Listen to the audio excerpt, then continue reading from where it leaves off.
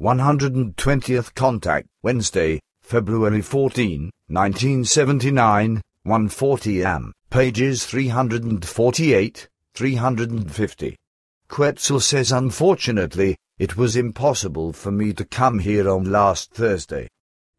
Billy says that is no longer bad, because I have enough work anyway, without the contact reports. Quetzal says that is well known to me. Have you already dealt in the last days with the subject of the new writing? Billy says a little bit, but I think that I will soon bring the book together. Quetzal says that is good, for it is of urgent necessity. Billy says you can really be calmed. I have really had all sorts of thoughts about the matter and already more or less know how I will begin everything and carry it all out. But before I can begin with this, I still have to finish some spiritual teaching letters. Quetzal says you also shouldn't be prevented from doing that by the new work. Moreover, I also didn't come here to ask you about these things. It is more important for me to know whether something has already been done, in reference to the USA.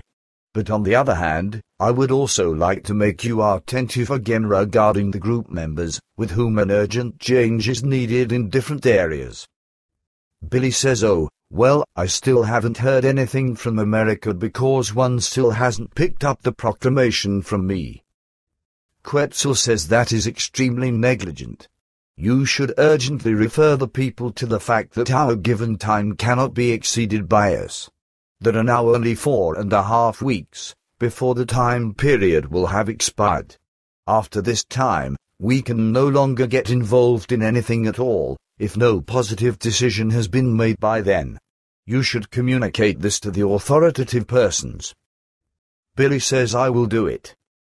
Quetzal says good, then now listen very closely to what I still have to say in reference to the group members. I came here to explain these things to you because I would be very sorry if group members had to be excluded again, and in addition, still in the way that they would never have any more access to any matters in the internal or external area of the community.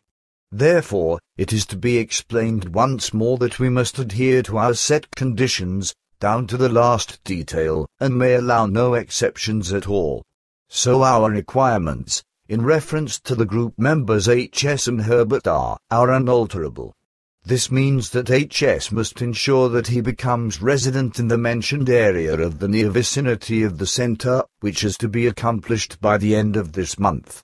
If he doesn't follow this determination, then an exclusion from the community has to take place, which gives him, for all time, no further possibility at all of ever finding him let again into the internal or external matters of the community. This, then, is to be observed by the entire group population, and it is to act accordingly. If an exclusion of this form would take place, and if even only a single group member would act against the relevant determinations, such that HS would receive further insight into the group matters, etc., even only in a single detail, then this would be the end of our contacts. But H should act now, for the time is very short for him. On the other hand, he himself knows very well, if he considers everything thoroughly, that the condition placed on him will primarily only be useful to him, for he can then finally begin to live in that form that is good and valuable for him. This handling of the set conditions, in reference to an exclusion from the group, doesn't only refer to him, however, but also to his brother and also to Herbert R., to whom you should likewise suggest these things. The requirements are valid for Herbert, and unfortunately, we now have to place such in a relentless form, that he attends to his duties in such a way as is already taken for granted by every other group member.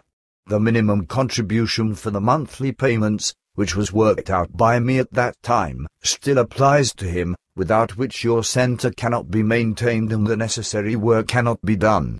It is unfortunate that I have to deal with these material concerns for the group, but I have no choice because the group members are too lenient in this regard.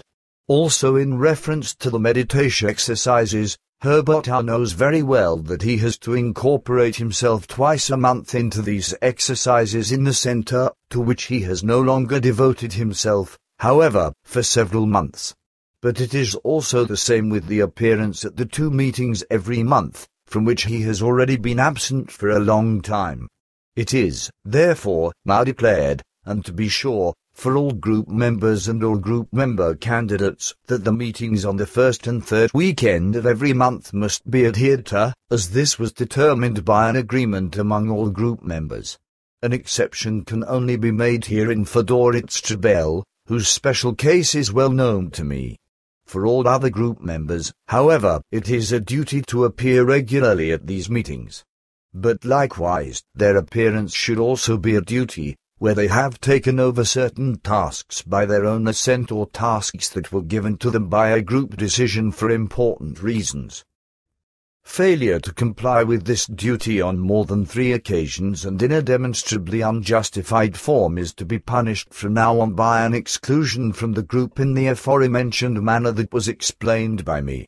Even Herbert has the possibility of adhering to the requests to the 2 meetings per month, if he only wants to strive for this.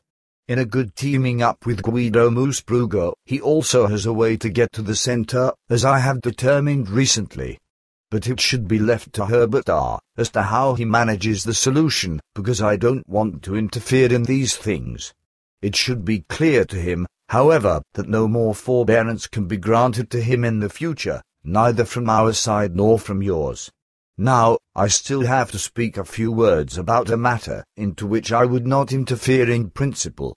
Nevertheless, certain things now demand this, because already on several occasions I have encountered the fact that Elsie still moves on those tracks, which already had to be objected by me at an earlier time. At that time, you told me what Elsie said to my explanations and that she didn't accept my statements. At that time, I found it valuable to give my statements in such a way that they were only accessible to Elsie.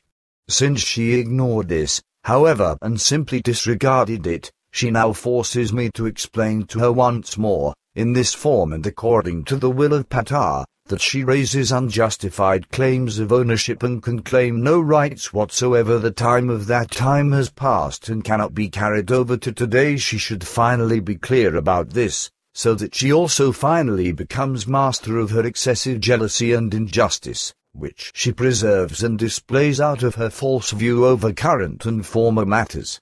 Through her conduct, she not only hurts blank, but she also treats blank disparagingly. Of course, I already know that she will deny this, but it is still so, and it would be better for her if she herself would admit this fact. Otherwise, she causes a lot of evil and begins to endanger the group together with her existence. She should now finally be clear about the fact that she can neither place demands nor does she have old traditional rights. She should finally become conscious of this. She finds a guide to her becoming conscious of these things in your work, which you have done, but unfortunately, she lays out the statements and laws and recommendations contained therein only in the way that she wants to see them for her own benefit, without noting the facts and the human laws of the present even only in the slightest degree. At last, she is to become reasonable and is to see the things altogether in such a way and own them all in such a way as they truly are, otherwise it leads to catastrophe. Billy says this is all damn unpleasant. Quetzal says it is also my hope that this is the last time that I had to discuss and clarify such things. With that, it really should finally be enough now. In our last visit, Semyaza was so very happy about the fact that everything was back to being almost as it was at an earlier time, and now I have to rummage around in these foul things again. How sorry I am about all this, and it disgusts me already. Billy says that's why you probably also haven't taken it well. I understand. I am damn sorry for you. Really, Quetzal. Quetzal says just leave it. Come, I will still connect you to the device, then I'll go again. Billy says as you wish. I really am very sorry, Quetzal. Quetzal says come now. The end.